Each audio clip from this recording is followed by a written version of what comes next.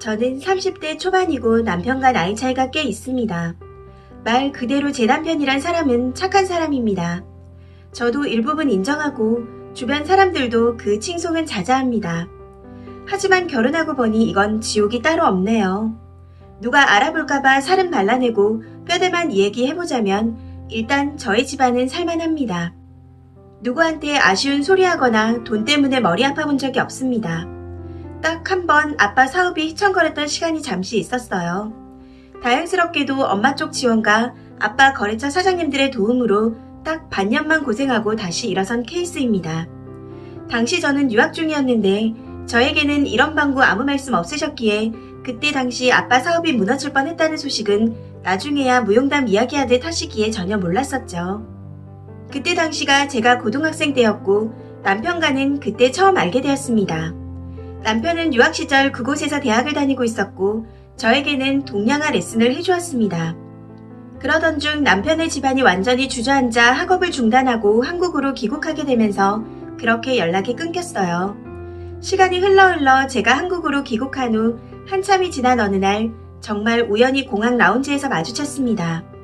남편은 출장을 가는 중이었고 저는 친구들과 세부 여행을 가는 중 라운지에서 그 사람을 보게 된 거였어요. 제가 먼저 알아보고 선생님 아니세요? 이 한마디로 다시 연락을 주고받게 되었습니다. 사실 남편이 키도 저보다 작고 뚱뚱하고 나이 차이도 많이 나서 처음엔 전혀 남자로 호감을 느끼지 않았었는데 몇 번 통화하고 차를 마시면서 눈에 콩깍지가 씌인 모양입니다. 그 당시 남편은 아버지께서 사업에 실패하고 고혈압과 합병증으로 아직까지 투병 중이시고 어머니께서 그 뒷바라지를 다 했다 했습니다. 본인도 학업 중단하고 바로 취업 전선에 뛰어들어 8년째 원단 쪽 일을 하고 있다는 그 말에 왠지 모르게 가슴이 아프고 연민을 느낀 건 뭔지 아무튼 그랬었습니다. 그림 그리는 걸 무척 좋아했던 사람인데 기업 들어가서 경기도 쪽 이리저리 공장들 관리를 하고 있더라고요. 저를 처음 만난 그날도 원단 쪽 사고가 생겨 급히 출장을 가는 중이었고 결국 손실은 몇 억 봐서 엄청 깨졌다고 우울해하고 저는 또 그걸 위로해주면서 정이 트여버렸습니다. 그렇게 연애를 하다가 결혼을 하게 되어버렸어요. 처음 저희 엄마 엄청 결사반대를 하시다가 결국 두 손 두 발 드시고 어찌어찌 결혼하여 지금까지 오게 되었네요. 어른들이 반대할 때는 그만한 이유가 있는 건가 봅니다. 결혼 생활 2년. 너무 하루가 지옥 같네요. 저는 쇼핑을 좋아합니다.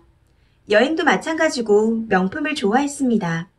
가분하게 분수에 맞지 않게 마련하고 주구장창 사모으는 것은 아니었지만 기분 전환 겸 소장하고 싶은 아이템은 그닥 고민하지 않고 구입하는 정도로 쇼핑을 즐겼습니다.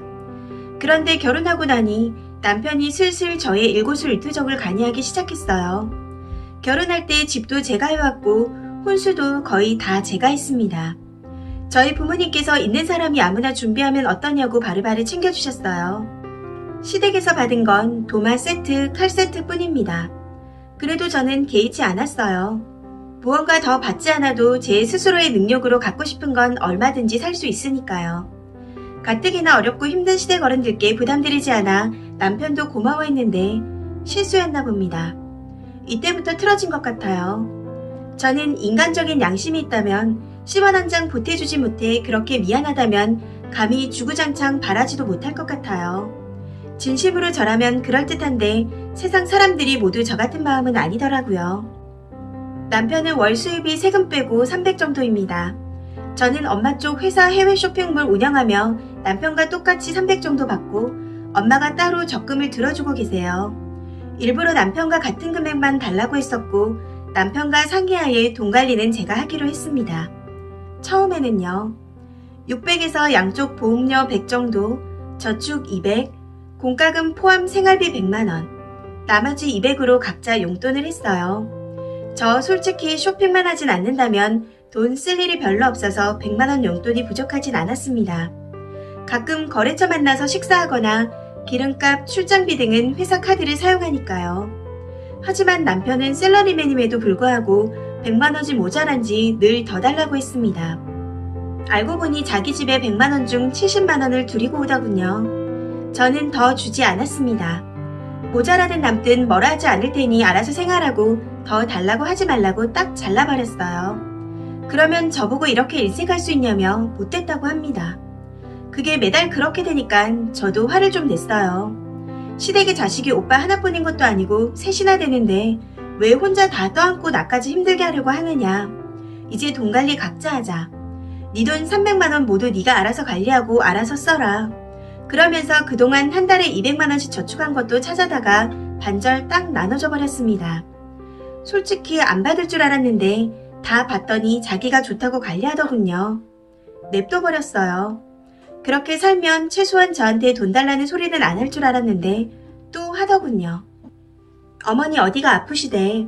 누나가 좀 빌려달래 등등 적게는 50만원부터 많게는 3천만원까지 빌려달라고 하더군요. 처음 50만원은 어머님 아프시다니까 드렸지만 그 이후로는 네 월급으로 알아서 생존하라고 딱 잘라 거절했습니다.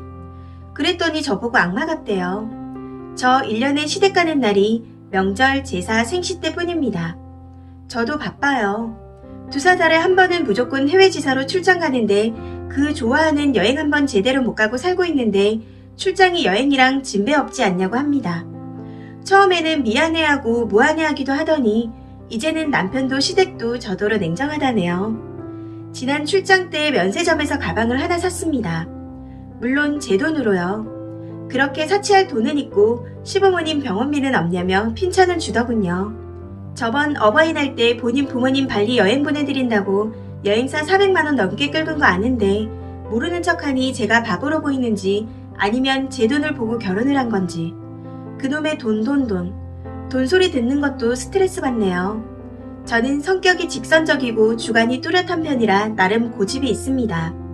반면 남편은 어디 가서도 우유부단하게 굴고 말투도 선한 편인데 주변 사람들은 이런 면만 보고 다들 와이프가 성격이 냉정해서 남편 잡고 살겠다고 합니다. 그런 소리 듣는 것도 얼마나 스트레스인지. 남한테 피해준 것도 없는데 남편은 착한 남편, 저는 못된 아내가 되어가고 있네요.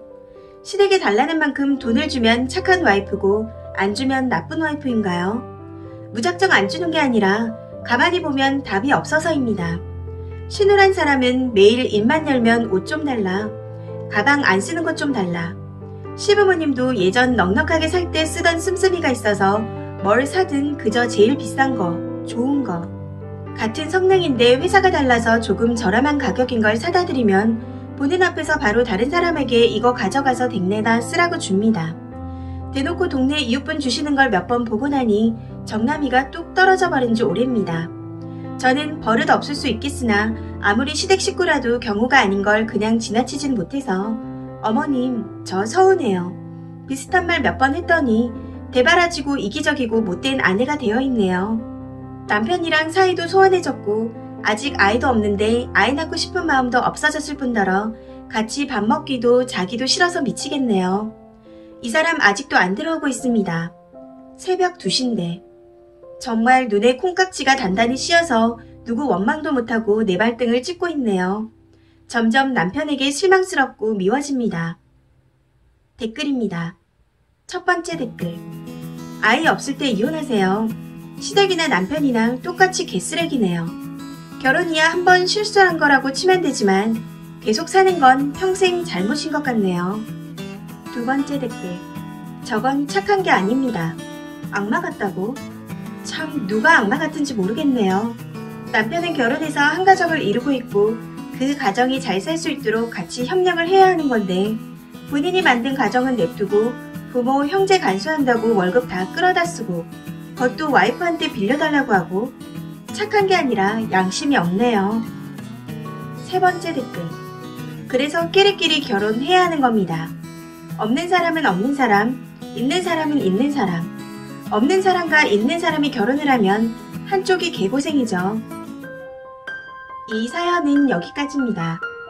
시청해주셔서 감사합니다.